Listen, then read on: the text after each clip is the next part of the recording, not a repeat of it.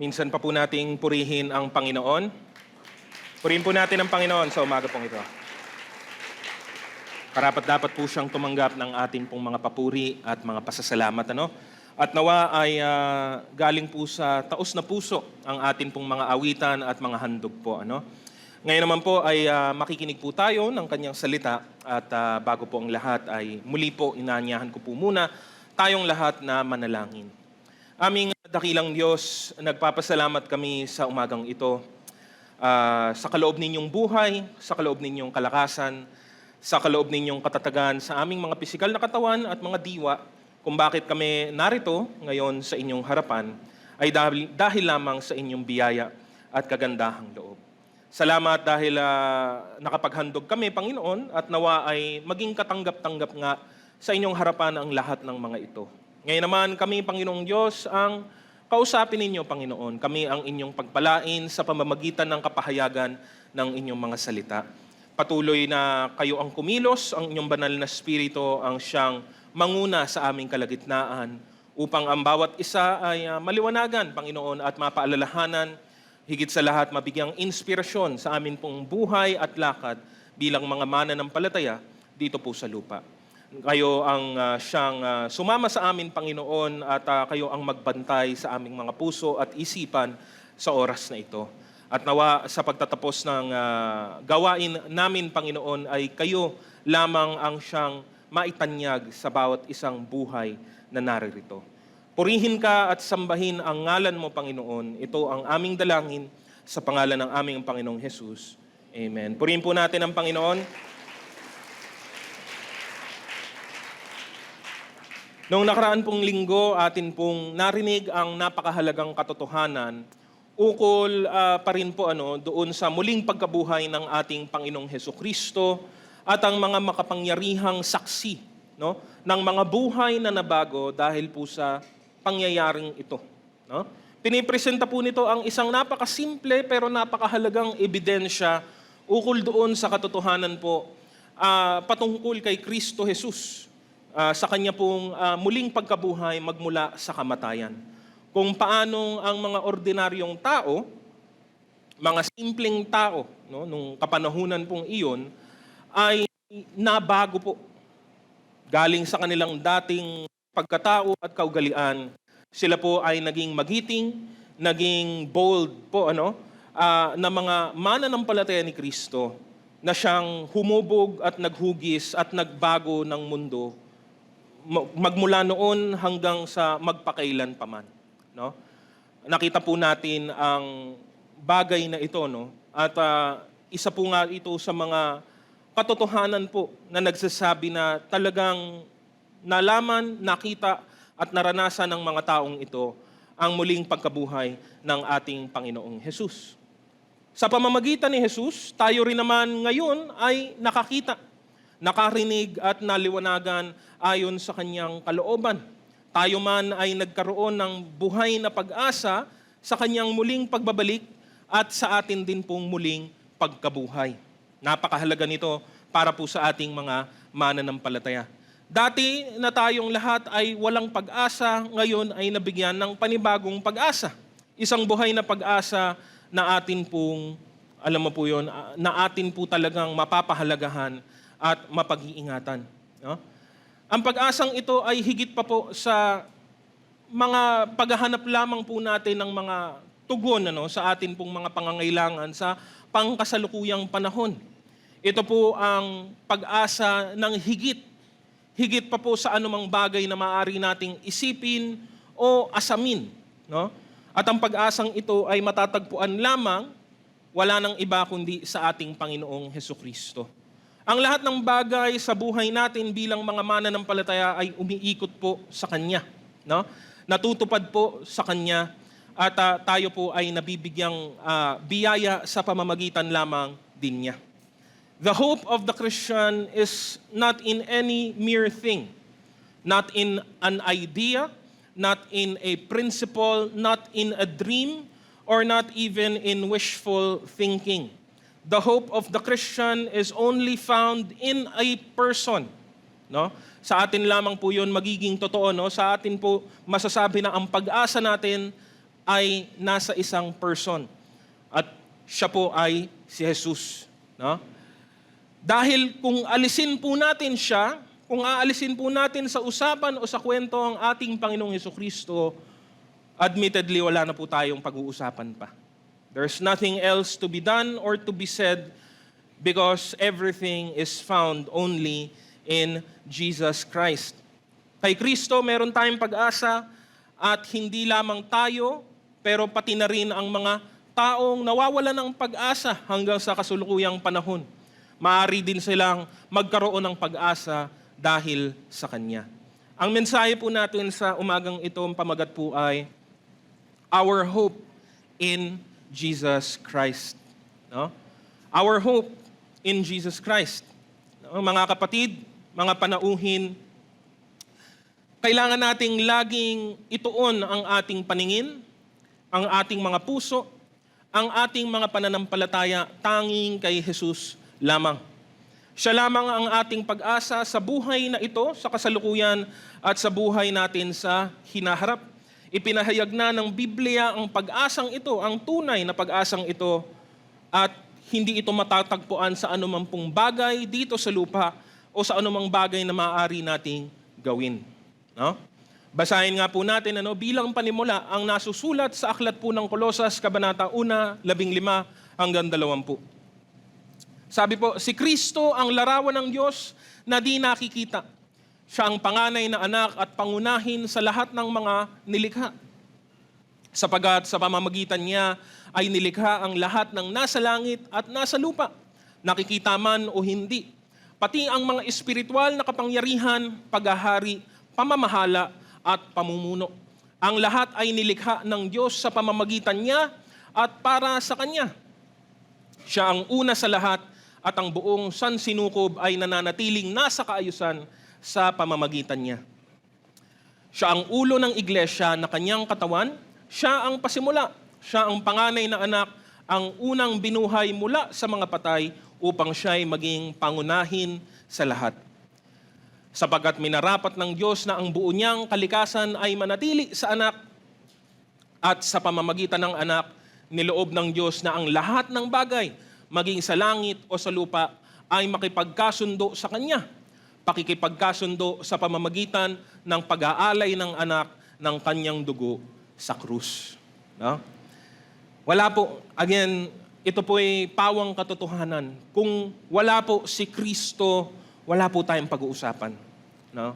Ang matitira po sa atin pong kalagayan o ang maiiwan na lamang po para po sa atin ay ang kautusan na wala naman pong kakayahang magligtas. Ang ating mga pamamaraan na wala naman pong kabuluhan. No?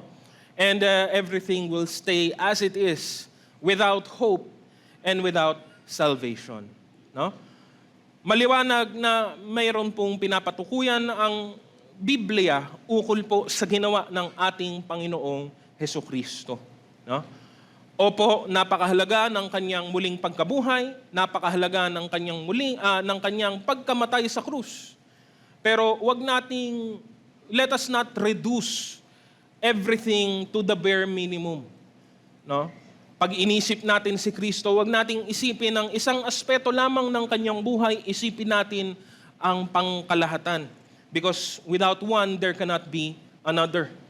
May mga tao, iniisip si Jesus, forever na lang siyang sanggol. Alam niyo po yon? Habang buhay na lang siyang nandun sa sabsaban. Ang iba naman, habang buhay na lang siyang kabataan. Habang buhay na lang siyang nakapako sa krus. No? But then again, pwede mong isipin na si Kristo ay nabuhay ng muli. He is risen and He is alive forevermore. Pero ganun din, para makarating ka doon sa puntong iyon, kailangan mong kilalanin ang bawat bahagi at bawat gawain niya nang siya ay napunta dito sa lupa. No? Ganun na lamang kahalaga ang ating Panginoong Hesukristo, kaya muli sa Kanya po nakatali ang atin pong pag-asa. Ano po ang pag-asang ito para po sa atin na mga sumampalataya sa Kanya? Number 1, we are chosen by God. Pinili po tayo ng Diyos. Amen po ba? No? Ngayon, kailangan pong maliwanag sa atin pong mga puso at isipan kung tayo nga po ba ay nakabahagi po dito. Kasama po ba tayo dito? There's no greater sorrow than having a wrong assumption. Na magkaroon ka po ng maling kaisipan na akala mo, yung pinakamasakit sa atin pong damdamin, akala ko kasi. No? But for them who have really been chosen, ito po ang sinasabi ng Biblia. Sabi po sa Efeso, Kabanata 1, 3 hanggang 6, purihin ang Diyos at Ama ng ating Panginoong Hesukristo. Pinagkalooban niya tayo ng lahat ng pagpapalang espiritual at makalangit dahil sa ating pakikipag-isa kay Kristo. Bago palikain ang sanlibutan, pinili na niya tayo upang maging Kanya sa pamamagitan ng ating pakikipag-isa kay Kristo, upang tayo'y maging banal at walang kapintasan sa harap niya. Dahil sa pag-ibig ng Diyos, tayo'y Kanyang pinili upang maging anak niya sa pamamagitan ni Hesukristo. Iyan ang Kanyang layunin at kalooban. Purihin natin siya dahil sa Kanyang kahangahangang pagkalinga sa atin sa pamamagitan ng Kanyang minamahal na anak. Alam ng Diyos ang lahat ng tao. Kilala po niya tayo through and through, inside and out. No? Bakit hindi? Siya po ang lumikha sa atin pong lahat. At sinasabi po ng Kanyang salita na pinili na po ng Diyos ang mga para sa Kanya. No? Hindi po ito nakabase lamang sa kung ano ang pinapakita natin sa Kanya, ngunit sinasabi ng salita ay pinili na niya tayo bago palikhain ang sanlibutang ito. No?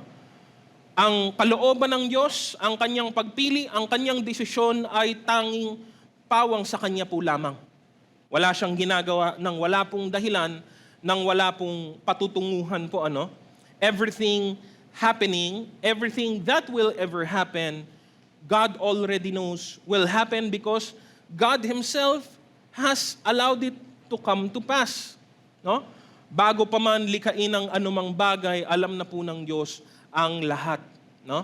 At ang sabi po dito, pinili po niya tayo na meron pong mahalagang layunin para po sa atin.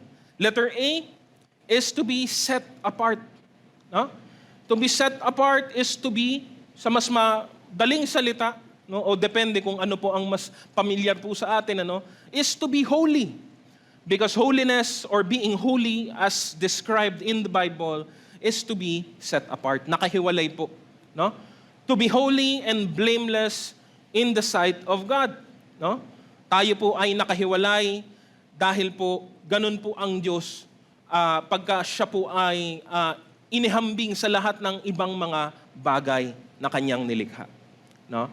God is totally infinite, totally separate from His creation, and God has called to Himself those people who are also to be holy like Him. No? At ang matindi po dito, kung atin nga pong kikilalanin, na lahat po tayo ay mangmang at suwail. Lahat po tayo ay puspos ng kasamaan at gumagawa ng mga bagay laban sa Diyos. That is our natural state. And yet God, sa Kanyang hindi po masukat na habag, ay pinili pa rin po tayo. Pinili niya tayo na linisin, pinili po niya tayo na ihiwalay, pinili niya tayong iligtas. No? Not because of our own doing, but because of His will. Hindi dahil na pipilitan lamang din siya o dahil ito'y Kanyang obligasyon, dahil hindi po mapipilitan gumawa ng kahit ano ang Panginoon. Gagawin lamang niya ang Kanyang kalooban. Sabi nga po sa unang Pedro, Kabanata 2, 9 hanggang 10.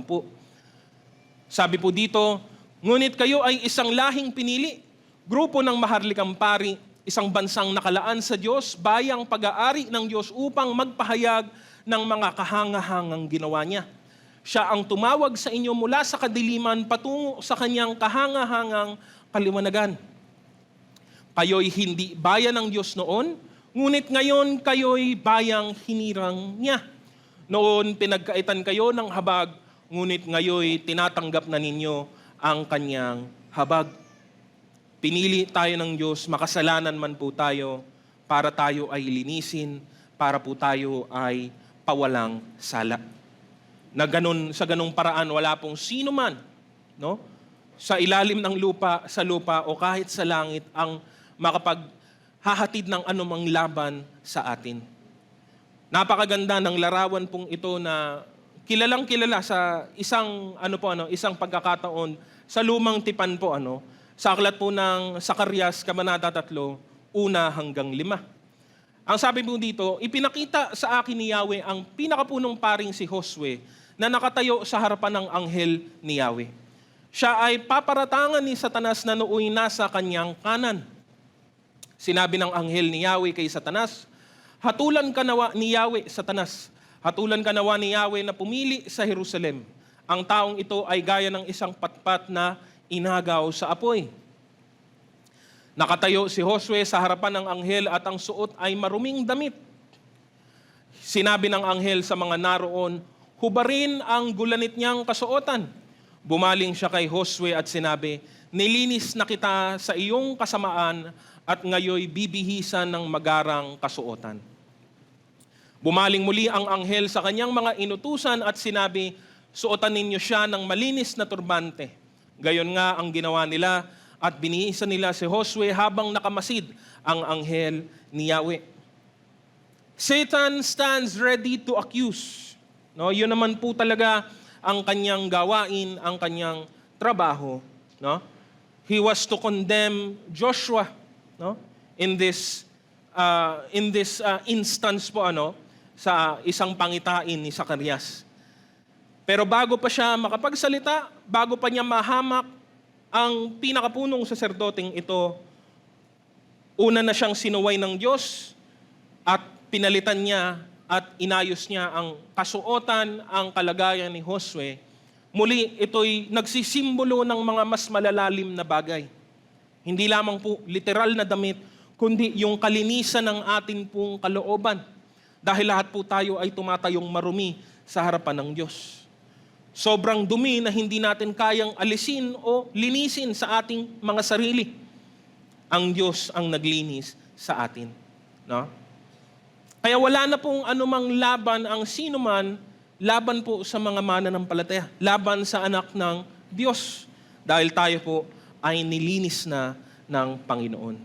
Nang piliin tayo ng Diyos, hindi nasapatan o hindi po nasiyahan ng Diyos na hayaan lamang po tayo sa ating likas na kalagayan. Nang piliin niya po tayo, binago rin po niya ang atin pong kalagayan. Higit po dito, katulad ng nabasa natin kanina, letter B, tayo rin ay tinuring niyang mga tunay na anak. No? We were outsiders of the family of God, of the kingdom of God. Pero ngayon, sabi po ng salita na tayo ay ginawa niyang mga tunay na anak. No? Sabi po sa Galatia, kabanatang 4:4-7, ngunit nang sumapit ang takdang panahon, isinugo ng Diyos ang kanyang anak. Isinilang siya ng isang babae at namuhay sa ilalim ng kautusan upang palayain ang mga nasa ilalim ng kautusan. Sa gayon tayo'y maibibilang sa mga anak ng Diyos. At upang patunayan na kayo'y mga anak ng Diyos, isinugo niya ang Espiritu ng kanyang anak sa ating mga puso. At nang sa gayon ay makatawag tayo sa Diyos ng Ama, Ama ko. Hindi na kayo alipin kundi anak. At dahil kayo ay anak, kayo ay ginawa rin ng Diyos bilang mga tagapagmana niya. No? At yun po ang napakahalagang punto. Palagi ko pong nababanggit ang ang lawak po, ang lalim po ng biyaya po ng Panginoon sa atin. Dahil kahit hindi ibigay ng Diyos ang pagiging anak, no? Kung sabihin lamang ng Diyos na makakapasok na tayo sa kanyang kaharian pero hindi tayo anak, no? Hindi lang niya tayo kaaway, pwede niya tayong turing na kaibigan, ay napakatinding gantimpala na po nun, no? For us to be treated as friends, no? When before we were enemies of God. Pero hindi po doon natapos eh. Para po matupad ang layunin ng Diyos sa atin, ito ang kanyang ginawa. Hinigitan niya ang anumang maaari nating hilingin o isipin at ginawa niya tayong mga anak ng Diyos. Ang lagi pong paalala dito ay remember that He did not have to do this. Again, he was under no obligation to do so. No? Walang dahilan. Wala pong anumang dahilan para tayo ay ituring ng ganito ng Diyos. Paranas sa atin ng kabutihan dahil tayo ay karapat-dapat naman po talagang parusahan dahil sa ating mga kasalanan. Walang anumang mabuting bagay sa atin, ngunit pinili niya tayo para kanyang maging mga anak. Purely and simply out of His love and grace. A love that was already there before He even created us. No? Nakakamanghang balik-balikan ang katotohanan na meron tayong kakayahan, meron tayong karapatan na tumawag sa Diyos na bilang ating Ama. Dahil Siya naman talaga ang atin pong makalangit na Ama. Dahil tayo ang Kanyang mga anak. No? Tayo ay mga rebelde, mga makasalanan, marumi, makasariling mga tao, pero tayo ay ginawang anak ng Diyos. No? He called us His children. He adopted us into His family.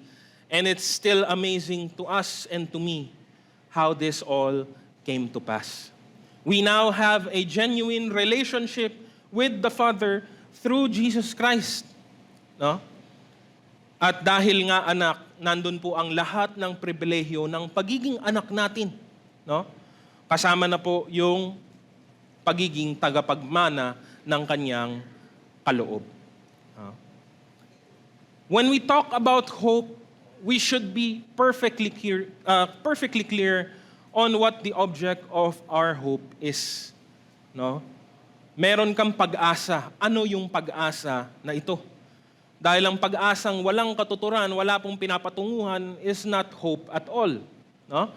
The starting point of all of our hope is only found in God, specifically in Jesus Christ. No? Gusto mong tignan, kilatisin at sariwain ang pag-asang ito, lagi mong sisimulan ang pagtanaw at pagtingin sa atin pong Panginoong Jesus. Hindi tayo karapat-dapat, ngunit tayo ay Kanyang pinili. Pinili niya tayo upang linisin at upang bigyan tayo ng pag-asa at gawin tayong mga anak ng Diyos. No? Higit dito, no? Hindi pa po doon natapos. Number 2, God has given provisions for all of us. Tuloy po natin sa Efeso, Kabanata 1, 7 hanggang 10. Tinubos tayo ni Kristo sa pamamagitan ng Kanyang dugo at sa gayon ay pinatawad na ang ating mga kasalanan. Ganoon kadakila ang Kanyang kagandahang loob na ibinigay sa atin sa pamamagitan ng Kanyang karunungan at kaalaman. Pinaunawa sa atin ng Diyos ang hiwaga ng Kanyang kalooban na isa sa katuparan sa pamamagitan ni Kristo. Pagdating ng takdang panahon, layunin niyang tipunin ang lahat ng nilikha sa langit at sa lupa at ipasailalim ang mga ito kay Kristo. Tayo ay may katubusan sa pamamagitan ng dugo ng ating Panginoong Jesus. Alam na ng Diyos anong mangyayari, anong gagawin ng Kanyang mga nilikha. Alam na niya ang ating pong pagkakasala. No? Alam niya na susumpain ng ating mga bibig, ng ating mga labi ang Kanyang pangalan. Alam niyang magiging makasarili tayo, maliligaw at mapapahamak sa ating sariling kagustuhan. Pero hindi po binago ng Diyos ang Kanyang layunin. Gumawa pa rin siya ng paraan para maitama ang ating pagkakamali. No? Hindi po Diyos ang nagkamali, tayo po ang gumawa ng pagkakamali. Ngunit siya pa rin po ang gumawa ng paraan para lahat ng ito ay maitama. No? Sa katubusan, letter A, meron po tayong kapatawaran ng ating mga kasalanan. No? Sinasabi po dito, yung binabasa po natin sa Efeso, no? Sabi po ni Apostol Pablo ito, na meron tayong katubusan sa pamamagitan lamang ng Kanyang dugo. Dugo ng ating Panginoong Jesucristo. Binayaran ng Diyos ang atin pong kabayaran ng ating mga kasalanan at ang lahat ng mga lahat ng mga bunga at resulta po nito. Ang Kanyang kamatayan para sa ating buhay. No? Kung tayo ay kailangan tubusin, lumalabas, pinapahiwatig ng salitang ito na tayo po ay mga alipin. Alipin lang naman po ang tinutubos noon pong panahong iyon. No? Alipin po tayo, hindi sa pisikal na paraan, ngunit alipin po tayo sa kasamaan at lalo pa sa kasalanan. Wala po tayong magagawa, kaya tayo alipin dahil we were helpless in our ability to do anything. We cannot buy our own freedom. No? We were hopelessly lost and blind, doomed to receive the wrath of God.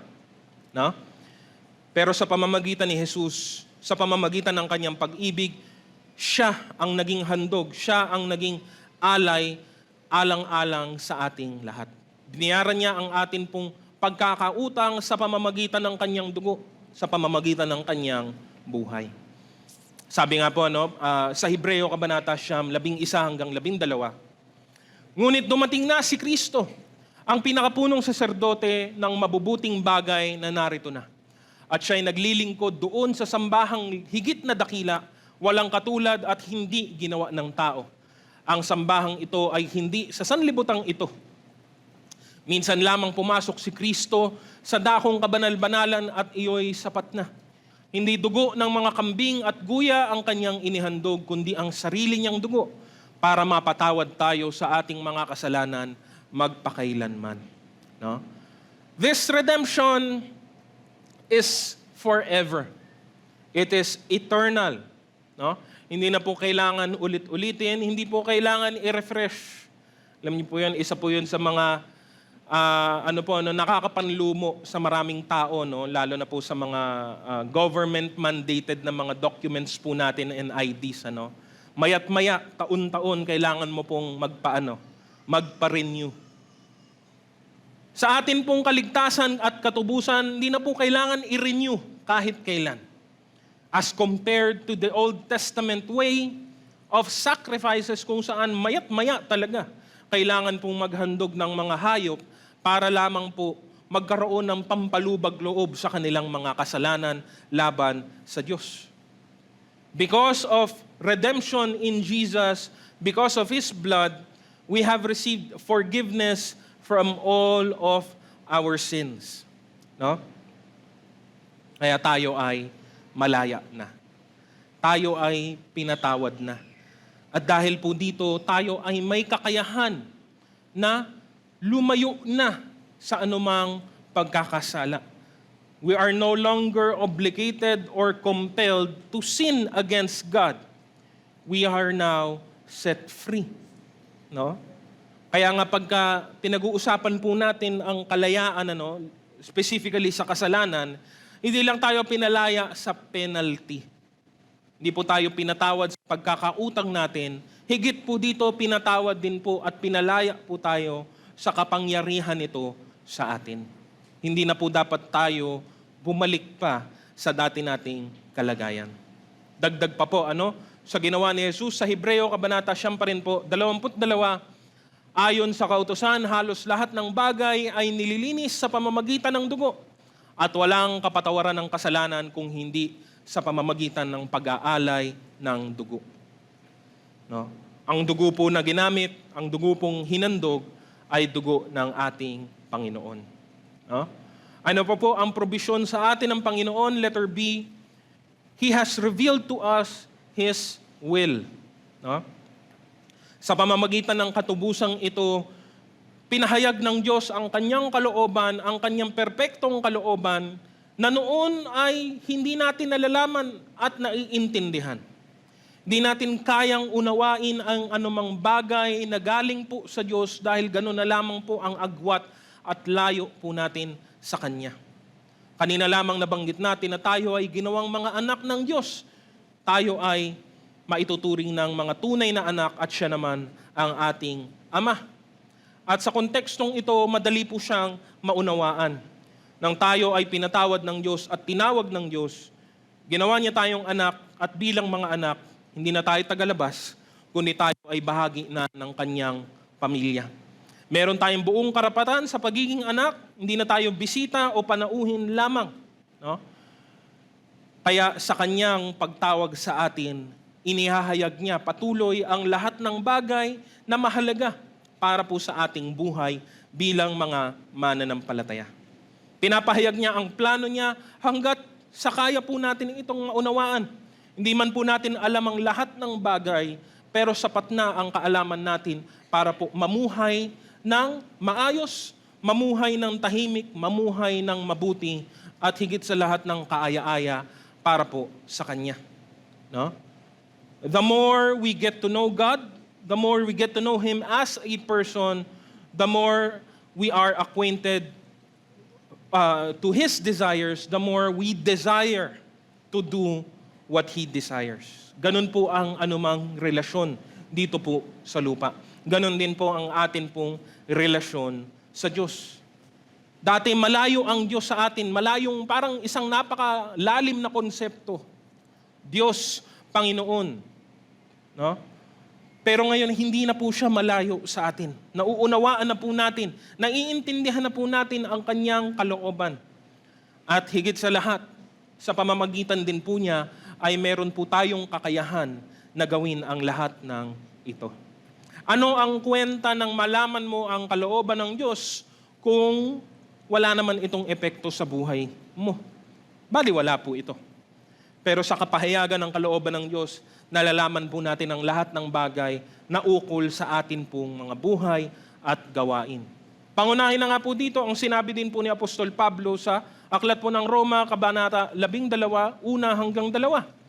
Ang sabi niya, kaya nga mga kapatid, alang-alang sa masaganang habag ng Diyos sa atin, ako'y nakikiusap na ialay ninyo ang inyong sarili bilang isang handog na buhay, banal at kalugod-lugod sa Diyos. Ito ang karapat-dapat na pagsamba ninyo sa Diyos. Huwag kayong makiayon sa takbo ng mundong ito. Mag-iba kayo sa pamamagitan ng pagbabago ng inyong pag-iisip upang maunawaan ninyo ang kalooban ng Diyos, kung ano ang mabuti, kalugod-lugod at ganap na kalooban niya. Para po sa mananampalataya, itong mga salitang ito ay hindi po dapat kabigatan. No? Hindi po dapat ito isang heavy burden. Hindi po ito ginagawa ng napipilitan lamang. Kasi babalik at babalik po tayo sa katotohanan ng atin pong katubusan at kaligtasan. Kung nauunawaan po natin ang ginawa ng Diyos para po sa atin, kung ano talaga ang ibig sabihin nito, ang mga salitang mababasa po dito ngayon ay hindi po dapat kabigatan sa atin, sa anumang paraan. Sabi nga, balik po natin sa naunang talata lamang po, ialay ninyo ang inyong sarili bilang isang handog na buhay, banal at kalugod-lugod sa Diyos. Dagdag po ni Apostol Pablo, ito ang karapat-dapat na pagsamba ninyo sa Diyos. Because even as people, even as fallen people, kahit nung tayo ay makasalanan pa, kahit sa sanlibutan, kahit po sa napakasahol nating kalagayan, marunong pa rin po tayong tumanaw ng utang na loob, o di kaya naman sa mas mababaw po siguro, marunong pa rin po tayong tumanaw ng pasasalamat sa gumagawa ng mabuti para sa atin. Actually, yun lang ang ginagawa po natin. No? Tinuturing natin, tinatrato nating mabuti ang mga taong gumagawa din ng mabuti sa atin. No? Ang sabi nga ng Panginoon, di ba, ay kahit ang mga hindi mananampalataya, marunong gawin ang bagay na iyan. No? Kaya nga ang turo niya ay higit pa doon. No? Higitan mo yun. Gumawa ka ng mabuti doon sa gumagawa sa iyo ng masama. Pero bakit ko po yun nabanggit? Etong ginawa ng Diyos ang pinakamabuti na maaari nating maranasan sa buhay na ito. Wala na pong hihigit po dito. Wala po. Ewan ko po. Subukan nyo po kung meron kayong maitatapat o meron kayong anumang bagay na maaari pong humigit dito sa ginawa ng Panginoon para sa atin. Kung tayo nga, kahit sa atin pong makasalanang kalagayan ay marunong pong tumanaw ng pasasalamat sa gumagawa ng mabuti para sa atin, bakit hindi natin kayang gawin ito para sa Kanya na gumawa ng mabuti na walang katulad at walang kapantay? Huwag nating tanawin ang mga talatang ito bilang isang kabigatan o kapaguran. o bilang isang obligasyon lamang. Yan na po sigurong nakalulungkot kung mangyari man. Tanawin mo ito ng maligaya ka, nagagala ka sa iyong puso, napupuno ng pasasalamat ang iyong diwa, no? Punong-puno ng pagmamahal sa Diyos na nagmahal din naman sa iyo, no? Muli nga po, habang nauunawaan at nalalaman natin ang patungkol sa Diyos sa pamamagitan ng kanyang mga salita, naiintindihan natin ngayon ang kanyang layunin para sa ating lahat. Sabi po sa 1 Korinto, Kabanata 2, talatang 9 hanggang 16, subalit tulad ng nasusulat, hindi pa nakikita ng mata o naririnig ng tenga, ni hindi pa sumasagi sa isip ng tao ang mga inihanda ng Diyos para sa mga umiibig sa Kanya. Ngunit ito'y inihayag na ng Diyos sa atin sa pamamagitan ng Espiritu. Sinasaliksik ng Espiritu ang lahat ng bagay, maging ang pinakamalalim na layunin ng Diyos. Sapagkat walang nakakaalam sa iniisip ng isang tao maliban sa kanyang sariling espiritu. Gayon din naman, walang nakakaalam sa mga iniisip ng Diyos maliban sa espiritu ng Diyos. Ang tinanggap natin ay hindi ang espiritu ng sanlibutan, kundi ang espiritu na mula sa Diyos upang maunawaan natin ang mga kaloob niya sa atin. Kaya nga, kami ay nangangaral hindi sa pamamagitan ng karunungan ng tao, kundi sa pamamagitan ng Espiritu. Ang pinapaliwanag namin ay mga katotohanang espiritual para sa mga pinapanahanan ng Espiritu. Sapagkat ang taong di pinapanahanan ng Espiritu ay ayaw tumanggap ng mga kaloob mula sa Espiritu ng Diyos. Para sa kanila, kahangalan ang mga iyon at di nila nauunawaan sapagkat ang mga bagay na espiritual ay mauunawaan lamang sa paraang espiritual. Sinisiyasat ng taong pinapanahanan ng Espiritu ang lahat ng bagay, ngunit walang sino mang makakasiyasat sa Kanya. Sino ang nakakaalam ng pag-iisip ng Panginoon? Sino ang makapagpapayo sa Kanya? Ngunit nasa atin ang pag-iisip ni Kristo. No? Ang atin pong pag-asa, ang atin pong buhay ay matatagpuan lamang kay Jesus. Ang pag-asa ay naging accessible and available dahil sa ginawa lamang niya. No? Sino mang tao ay maaari pong mangalaga ng anuman pong pag-asa sa kanyang sarili lamang. And this is where we have to be clear in our definition of the word hope. No? Because anyone can hope. Anyone can be hopeful. No? Pero meron pong malaking diferensya o pagkakaiba kung ito ba ay may sinasaligan, kung ito ba ay may pinagbabasihan. No? Kasi nga, kung sasabihin ng sino mang tao, umaasa ako na pag namatay ako, pupunta ako ng langit. Ang tanong po kasi dyan ay napakasimple lamang. Yung tanong na, paano mo nasabi yun? At yung umaasa lamang ng walang dahilan, madalas ang kanyang maisasagot lamang ay, basta, yun lang ang aking nararamdaman, yun lang ang aking iniisip, yun ang aking magandang saloobin. No? Parang po yan, walang pinagkaiba or halos katulad po ng ideya ng positive thinking ng sanlibutan. Meron siyang kagamitan, meron po siyang pakinabang sa ibang pagkakataon, pero parang hindi po angkop sa usapin ng tunay na pag-asa. No? Para mong sinasabi araw-araw, magiging mabuti din ang lahat. Paano mo nalalaman? Wala lang, pakiramdam ko lang. Ganun naman ang buhay. Siguro, maaari. Wala namang mali kung isipin ko iyon. Anyone can be hopeful. No? But not everyone has that solid foundation of the hope that is in Christ. Kapag ang mga tunay na mananampalataya, dapat ang nagsabi na meron silang pag-asa at sila'y tanungin, ang pag-asang ito ay maliwanag at totoo sa kanila. Bakit ka umaasa na ikaw ay maliligtas? Dahil sa ginawa ni Kristo. Dahil sa kanyang buhay, dahil sa kanyang kamatayan, dahil sa muli niyang pagkabuhay magmula sa mga patay. At higit sa lahat, liban doon, ay dahil sa pananampalatayang ipinagkaloob niya sa akin kung bakit ako kumilala sa kanya at naligtas sa pamamagitan niya. That's true hope, and you cannot fake it. Hindi mo po ito pwedeng pekein o hindi ka po pwedeng magpanggap pagdating po dito, because in our hearts, in our minds, alam po natin ang totoo. No? So ulitin ko po, there is a difference between being hopeful and having a solid foundation of this hope in Christ. No? Hindi tayo umaasa ng walang dahilan. Hindi po tayo naglo-look forward ng wala pong basihan. No? Na para bang darating na lang yan sa tadhana o sa paglipas ng panahon. Wala pong ganun para po sa mga mananampalataya. No? Kaya, karugtong po nito ang pinakamahalaga sa lahat. Number 3, we have a great inheritance. No? Meron po tayong napakadakilang mana galing po sa Diyos. Tuloy po natin sa Efeso, Kabanata 1, 11 hanggang 14. Sa Kanya ay tumanggap din tayo ng isang mana na itinalaga ng una pa ayon sa layunin niya na gumawa ng lahat ng mga bagay ayon sa Kanyang pasya at kalooban.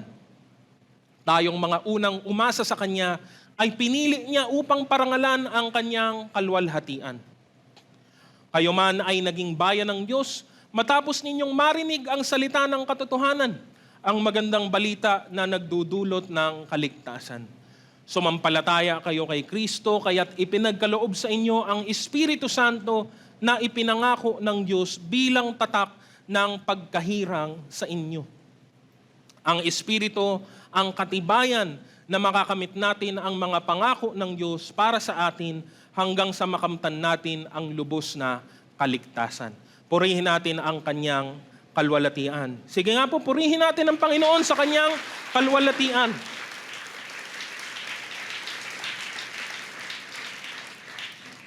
Dahil yan lang naman talaga, madalas ang atin pong magagawa, kapag nakita natin at naunawaan po natin ang Kanyang kagandahang loob.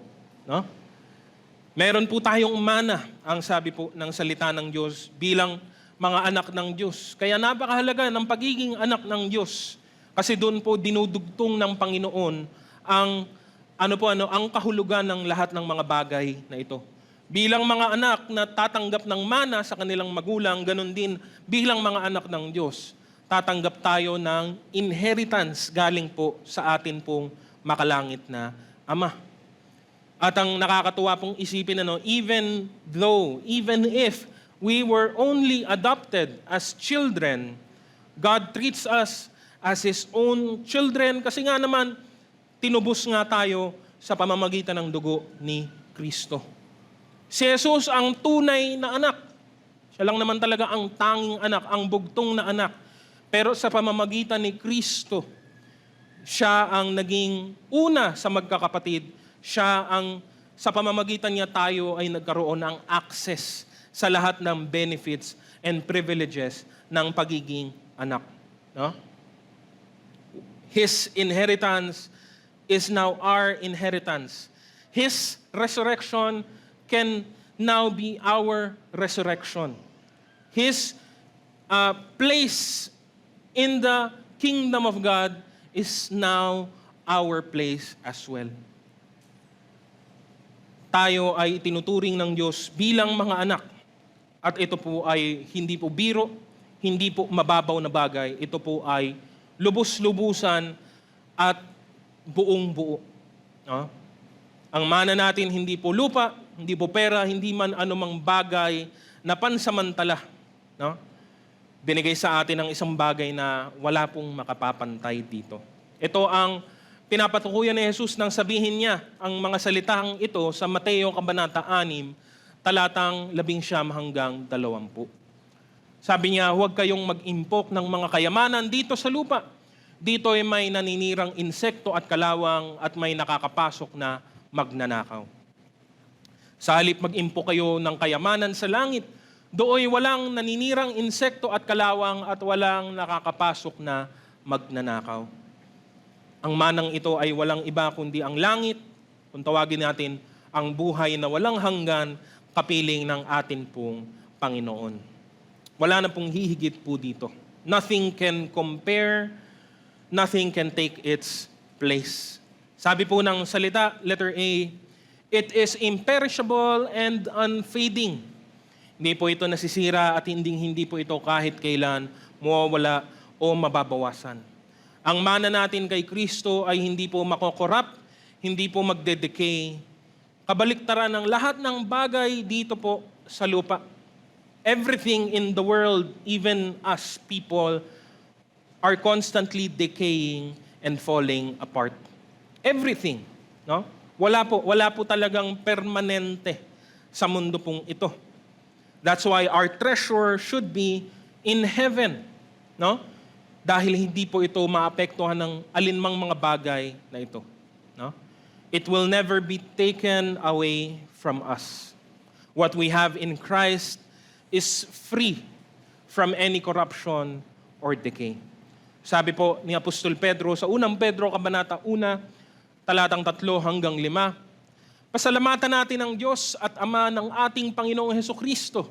Dahil sa laki ng habag niya sa atin, tayo'y binigyan niya ng isang panibagong buhay sa pamamagitan ng muling pagkabuhay ni Hesukristo mula sa libingan, at ito ang nagbigay sa atin ng isang buhay na pag-asa. Makakamit natin ang isang kayamanang di masisira, walang kapintasan at di kukupas na inihanda ng Diyos sa langit para sa inyo.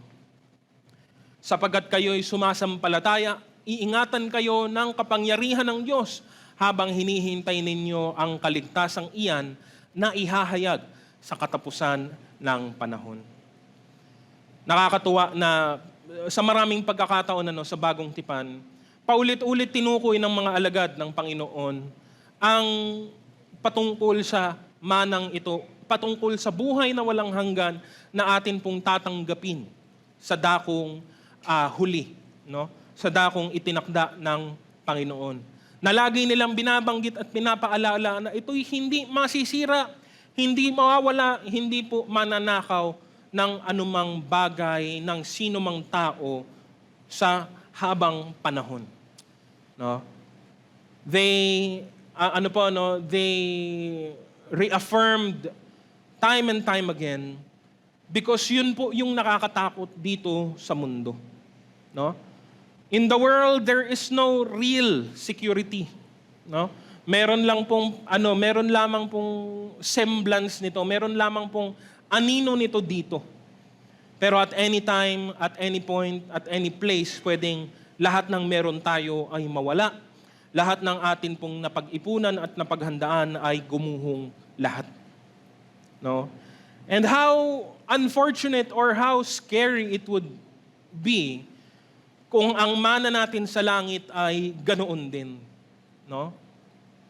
Meron kayong mamanahin, mga anak ng Diyos, pero tignan na lang natin kung pag-uwi ninyo sa langit ay nandun pa yon. Parang ang hirap naman ata nun. And again, if that's the case, then it's no hope at all. Kung parehas lang pala ang meron sa langit dito sa lupa, hindi din po yun pag-asa sa atin kasi yun man pala ay maapektuhan at pwede pong mawala ng buo, no? Pero dahil ito ang pangako ng Diyos, yun ang nagbibigay po sa atin ng matibay na pag-asa. Walang anumang bagay sa mundo ang perpekto. Kahit ang pinakamagandang bagay sa sanlibutang ito ay meron pa rin pong kapintasan kung atin pong sisilipin at hahanapin. Pero ang Diyos ay tunay na perpekto. Ang ating Panginoong Hesus ay tunay na perpekto. Siya ay banal, walang kapintasan, dalisay at nakahiwalay sa lahat ng uri ng makasalanang bagay. Higit-higit ang kanyang kaharian sa langit, no? At wala pong anumang bagay sa langit o sa lupa o sa ilalim ng lupa ang makakaapekto sa kanya at sa kanyang plano at kalooban, no? Because He is perfect, His gift to us is perfect as well. Because He is blameless, because He is pure, Because He is eternal, ang kanyang kaloob ay ganoon din naman. Liban doon, nabanggit din po natin, meron pong garantiya ang pangakong ito. Ang tinatawag po natin sa kasalukuyang panahon, yung down payment. Ang down payment ng Diyos sa pangako niyang ito, nagsisilbing pruweba at garantiya ng kanyang kalooban ay wala na pong iba kundi ang banal na Espiritong kasama na po natin. Ito ang selyo ng kanyang pangako sa atin.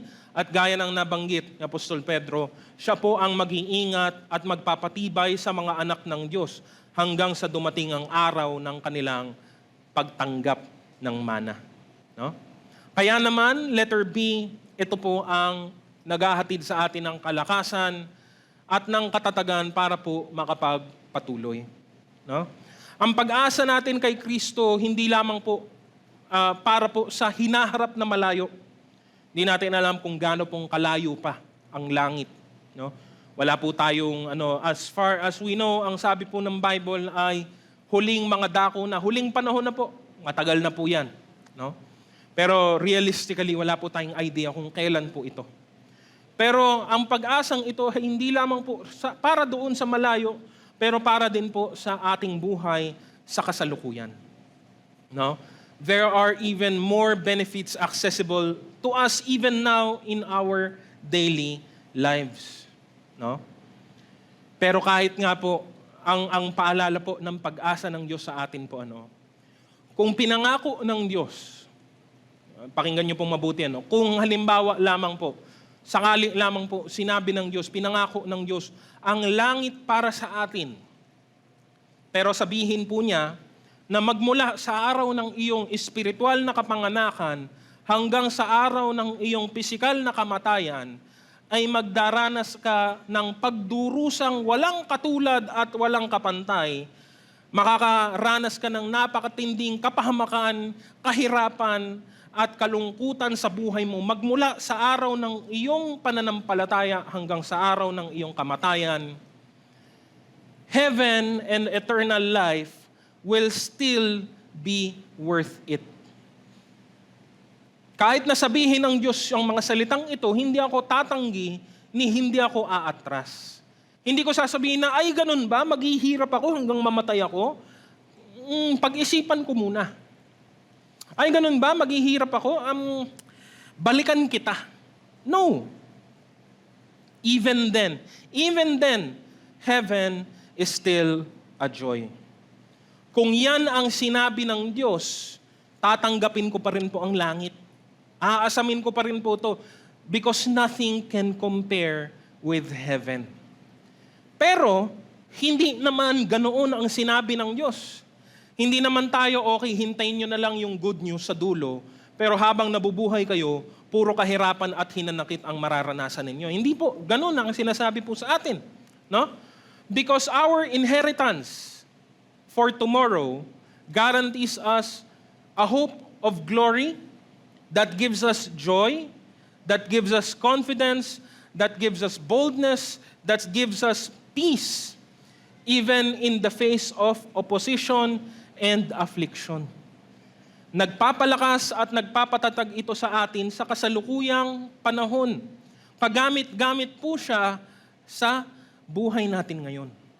At nararanasan natin ang biyaya ng Diyos kahit sa kasalukuyang nabubuhay tayo.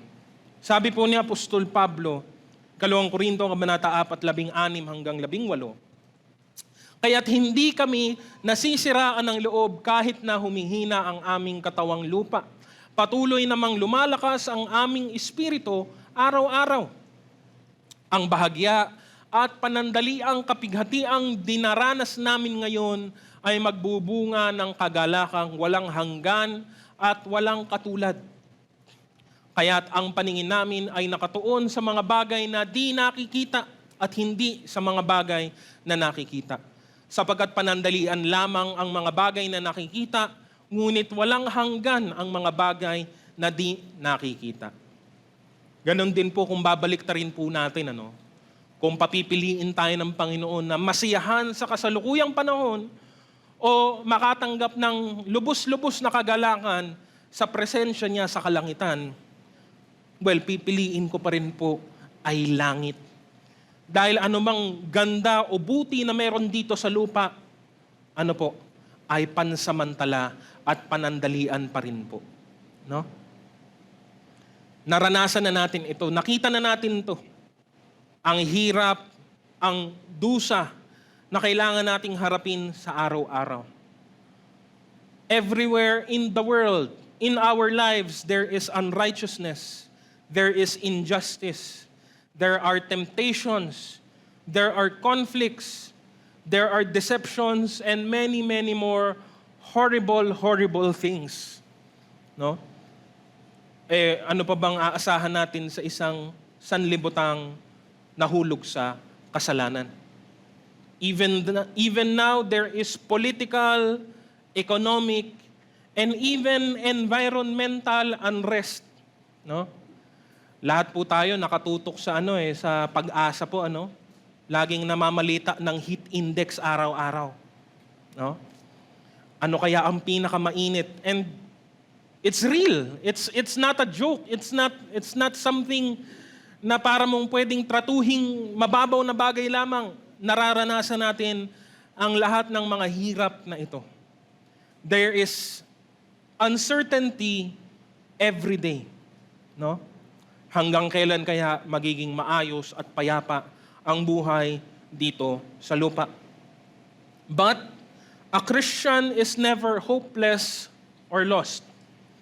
A Christian finds their strength and endurance to continue because of God's great promise. Ito din ang naghihiwalay sa atin doon sa mga taong hindi pa nagkakaroon ng pag-asang ito. Ito ang naghihiwalay sa atin, no? It's what separates us from those who do not yet believe in Christ. Kasi kung wala nga po si Kristo, wala pong anumang pag-asa meron ang sino man. Meron tayong pag-asa. Mamuhay tayo na merong pag-asa. No? Huwag tayong mamuhay bilang Kristiyano na parang walang pag-asa sa buhay na ito. No? Paliwanag nga po ni Apostol Pablo sa Efeso pa rin po, Kabanata 2, 11 hanggang 13. Kaya't alalahanin ninyo ang dati ninyong kalagayan. Kayo'y ipinanganak ng mga hintil at di tuli ang tawag sa inyo ng mga Hudyo. Ang mga Hudyo naman ay tinatawag na mga tuli dahil sa ginagawa nila sa kanilang katawan. Noong panahong iyon, hiwalay kayo kay Kristo, hindi kabilang sa bayang Israel at hindi saklaw ng tipan na nababatay sa mga pangako ng Diyos. Nooy nabubuhay kayo sa mundo na walang pag-asa at walang Diyos. Ngunit ngayon, dahil sa inyong pakikipag-isa kay Kristo Jesus, kayo na dati malayo sa Diyos ay inilapit sa pamamagitan ng dugo ni Kristo. No? Ang katotohanan po ay lahat ng bagay ay lilipas at mawawala. Sabi po ni Apostol Pedro, 2 Pedro, Kabanata 3, 10 hanggang 13. Ngunit ang araw ng Panginoon ay darating tulad ng isang magnanakaw. Sa araw na iyon, ang kalangitan ay biglang mawawala kasabay ng isang malakas na ugong. Matutupok ang araw, buwan at mga bituin. Ang mundo at ang lahat ng mga bagay na naririto ay mawawala. At dahil ganito ang magiging wakas ng lahat ng bagay, mamuhay kayo ng may kabanalan at sikapin ninyong maging makadiyos. Habang hinihintay ninyo ang araw ng Diyos, magsikap kayong mabuti upang madaling dumating ang araw na ang kalangitan ay matutupok at ang mga bagay na naroroon ay matutunaw sa matinding init. Naghihintay tayo ng bagong langit at ng bagong lupa na paghaharian ng katwiran sapagkat ganoon ang kanyang pangako. No? Kaya ang pag-asang ito ay hindi lang sa hinaharap, nakakaapekto po ito kahit sa buhay natin sa kasalukuyang panahon. No? Nothing is permanent for now. No? But there will come a time, there will come a day when what is temporary will be forever replaced by what is permanent. Para po sa ating pagtatapos, lahat po tayo ay naghihintay sa buhay na pag-asang ito. Ang pag-asang ito ay si Jesus. At si Jesus ay buhay magpakailan paman. Panghawakan nating mabuti ang pag-asang ito, lalo na sa buhay natin sa kasalukuyang ngayon. Habang ang mundo ay palala ng palala, no? Ang pag-asa naman natin ay dapat maging matibay at maging matatag, no? Huwag tayong magbigay o maglagay ng anumang pag-asa sa anumang pansamantalang bagay. Hindi sa tao, hindi sa mga yaman, hindi sa mga seguridad ng mundong ito, hindi sa mababaw na pag-asa ng kaisipan.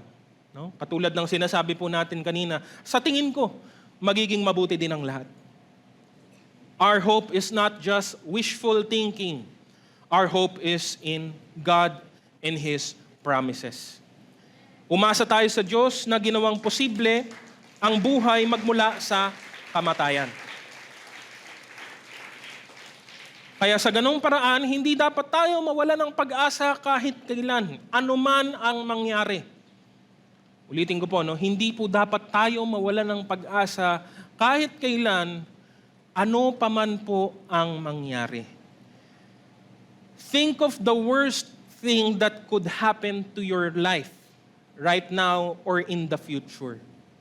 What is the worst thing that can happen? Mawalan ka ng trabaho, mamatayan ka ng mahal sa buhay, maubos ang lahat ng inipon mong pera, magkasakit ka ng malubha na hindi ka makalakad o makatayo, no? Matupok ng apoy o ng baha ang iyong tirahan at lupa. What's the worst thing that can happen to you right now or in the future? Kahit mangyari pa yan, kapatid, kahit mangyari pa yan, hindi dapat mawala sa iyo ang pag-asa mong nasa Panginoon. Ganon kasi ang pag-asa eh. Hindi siya nakabatay lamang sa mga panandaliang bagay sa kasalukuyan. That's what hope is. Kung ang hope mo ay buhay kapag masaya ka, at nawawala ang hope mo kapag malungkot na ang buhay, that's no hope at all. No? Ang pag-asa ay matibay anuman ang nararanasan o anuman ang sitwasyon natin sa kasalukuyan. No? Para naman sa atin na may buhay na pag-asang ito, dapat natin pagtuunan ng pansin ang dapat nating gawin sa kasalukuyang panahon. Gawin natin ang kanyang kalooban, gaya nga ng inihayag na sa atin. Kailangan nating sundin ito. No? Iiwan ko po sa atin ang ilang mga mahalagang tanong sa atin pong pagtatapos. Sigurado ka ba na ang iyong pag-asa ay nakasentro kay Jesus lamang o baka naman sa iba nakatuon ang iyong paningin? Pangalawa, sigurado ka bang ang inaasahan mo o ang inaabangan mong pag-asa ay tatanggapin mo galing sa Diyos? O baka naman nakikisalo ka lang, nakikisabay ka lang, nakikisawsaw ka lang. Naririnig mo ang usaping ito at sabi mo sa iyong sarili na gusto ko rin nun. Pero wala ka namang ginagawang hakbang para ikaw ay magkaroon ng tamang relasyon sa Diyos. Paulit-ulit nating nabanggit at nasabi, napakahalaga ng punto ng mga nakipag-isa kay Kristo. Ang mga sumampalataya lamang kay Kristo ang siyang tatanggap ng pag-aasang ito galing sa Diyos. No? At panghuli, nagpapatuloy ka ba sa landas na itinalaga ng Diyos para sa iyo? Kung ikaw ay namumuhay sa pag-asa ng Diyos, ano ang dapat mong ginagawa sa ngayon? Huli, magtiwala tayo kay Kristo Jesus lamang dahil siya ang atin pong tanging pag-asa. Purihin po natin ang Panginoon sa umaga pong ito.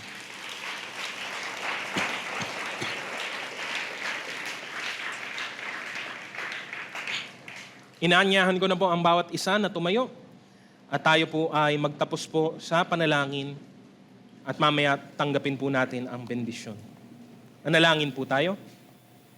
Aming dakilang Diyos, muli, nagpapasalamat kami sa mensahe ninyo.